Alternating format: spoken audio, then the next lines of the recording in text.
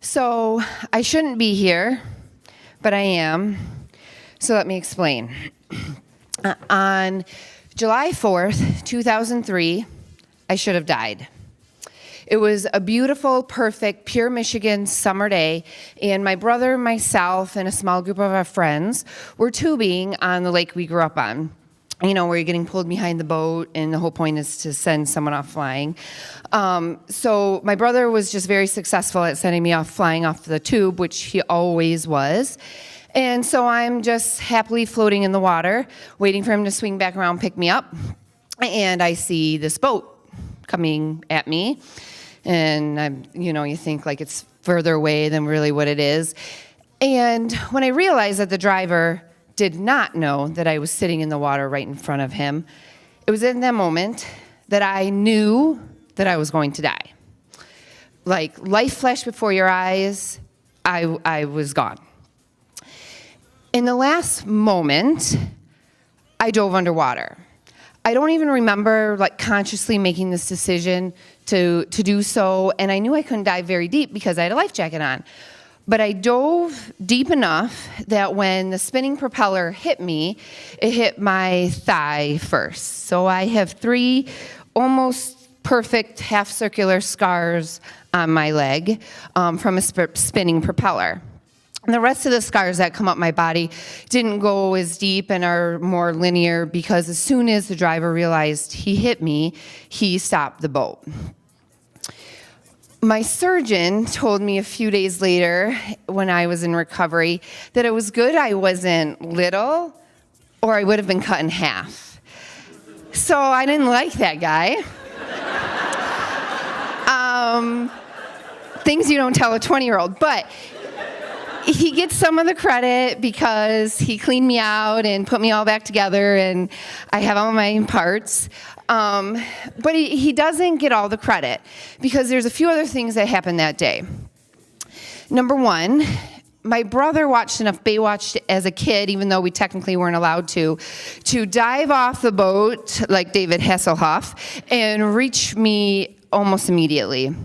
When he grabbed me, I opened my eyes and I remember the water like being a murky red color.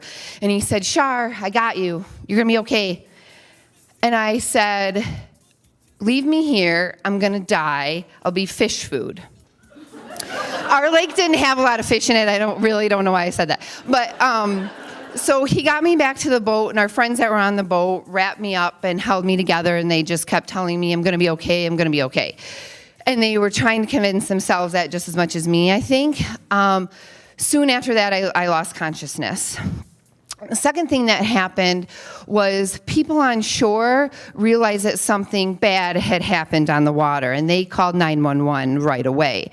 So the ambulance arrived in record time. If we would have had to wait to call 911 when we got back to our beach, it would have been too late for me. The third thing that happened was our extended family was up, as they always were for the 4th of July, and amongst them were 2 nurse anesthetists and 1 anesthesiologist. So when the paramedics arrived and promptly panicked at the sight of me, my family took over. They went from vacay mode to OR mode right there on that beach. And they placed my catheter, bolus fluids, taking my vitals, shouting out orders. They kept my mother calm. And they kept telling me, "Charlotte, we need you here." They kept telling me how strong I was. "You're strong like bull." I remember that.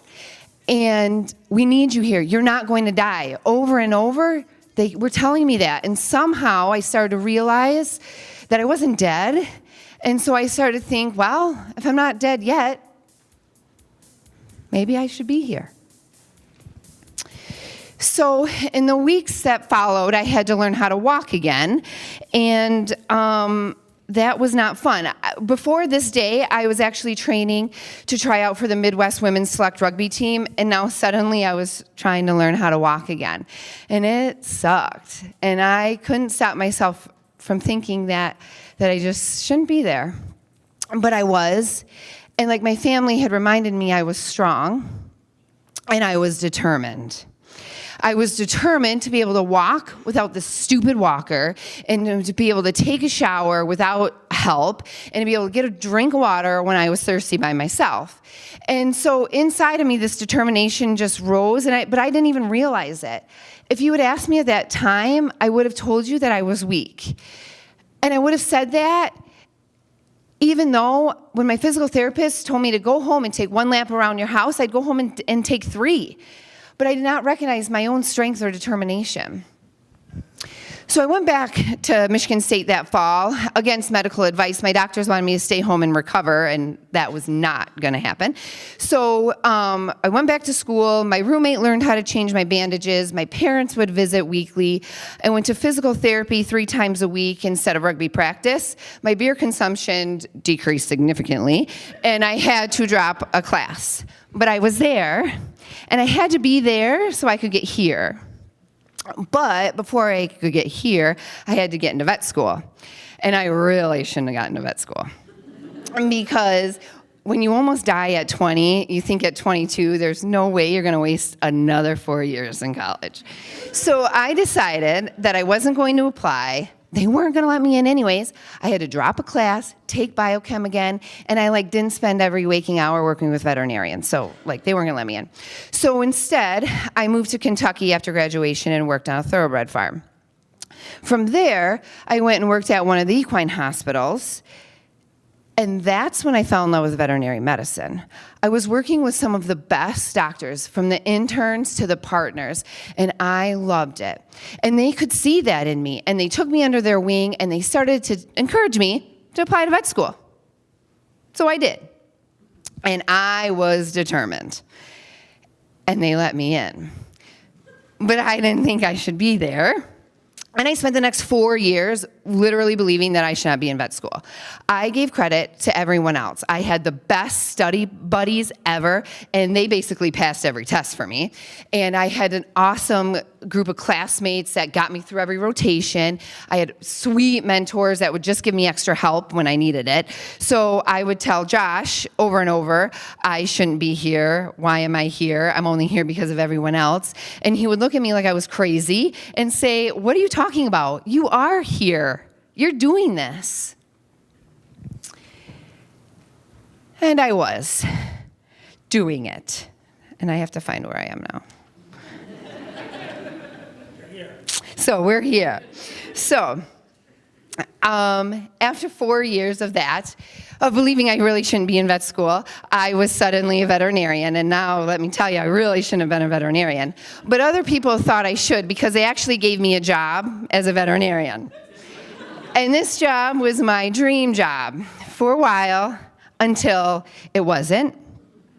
And we'll just skip a lot of detail there. But basically, what happened is I couldn't be the doctor my boss needed me to be the mom that my new baby needed me to be, and be the person that I needed me to be. And I was struggling. I didn't know what to do, but I did know what to do.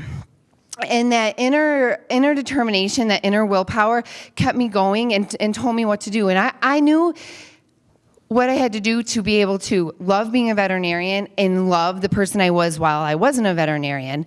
And I started taking the steps to open my own practice, which turned 2 years old this past January. And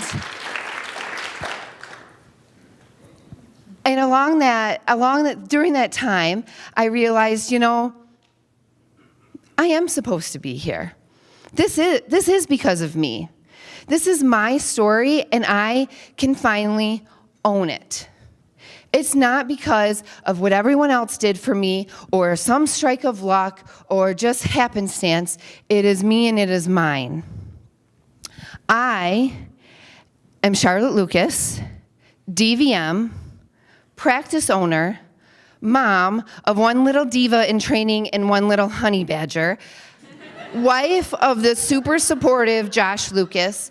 I'm a friend, I'm a daughter, I'm a sister, and I am an Anchor Gang member for life. And this is exactly where I'm supposed to be.